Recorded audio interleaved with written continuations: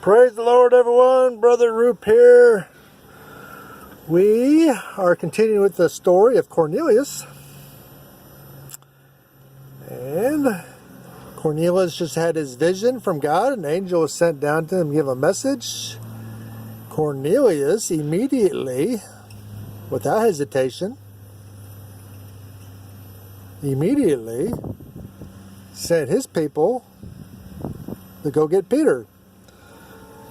He knew where Peter was. Peter was hiding out. He knew where Peter was because the angel told him where Peter was. He was with Simon the Tanner. Shame on Peter. So, see, you got to hide from the Jews, Peter, but you can't hide from God. God knew where you're at. And he told Cornelius where to find him. He's going to get him to bring him back to his house in Caesarea to hear what Peter has to say. And of course, we're going to find out here soon enough that's going to be the plan of salvation. But anyway, we're in verse 9 here, if you see it. Verse 9, chapter 10 of the book of Acts, verse 9. On the morrow, as they went on their journey and drew nigh unto the city, Peter went up upon the housetop to pray about the 6th hour. 6 hours, about 3 o'clock p.m. our time. Remember, the Jews, they start their day at 6 a.m. Ooh, it's a little windy out here today. Praise the Lord. Yeah, they start their day out about 6 a.m. We in the Western world, we start the day out at midnight, which, doesn't really make a whole lot of sense to me. Never really did. Starting the day off in the middle of the night when people are sleeping. 6 a.m. in a rural area, 6 a.m. is when people are starting to get up for the day and start their day. So that's when you should start your day time-wise.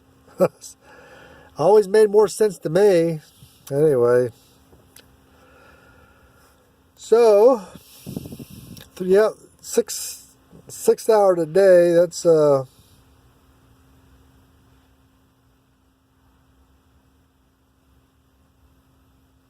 actually, that's noon. Brother Roop is wrong. That's noon. 6 hours, I was thinking the 9th hour of the day. Anyway, 6 hour a day, that's noon. That's a, if I quit blocking the light there. That's a common time to pray. And as those gentlemen were coming close to Joppa, Peter went up to pray, top of the roof.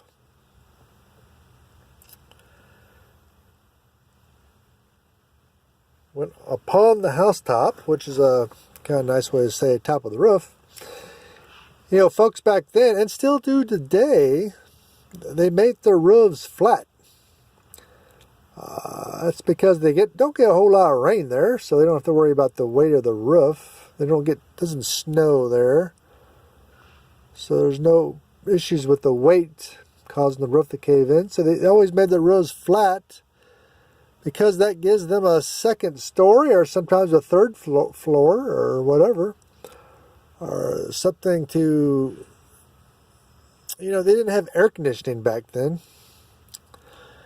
And who wants to sleep in a hot house or a hot, stuffy environment?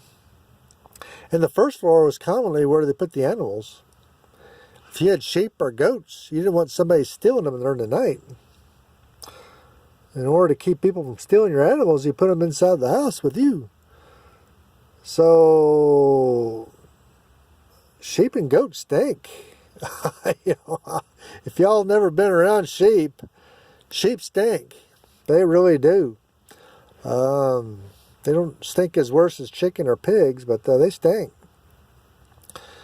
And so to get sleep, get some fresh air, maybe a breeze blowing on you, you always went to the roof. Folks slept on the roof back then and still do today.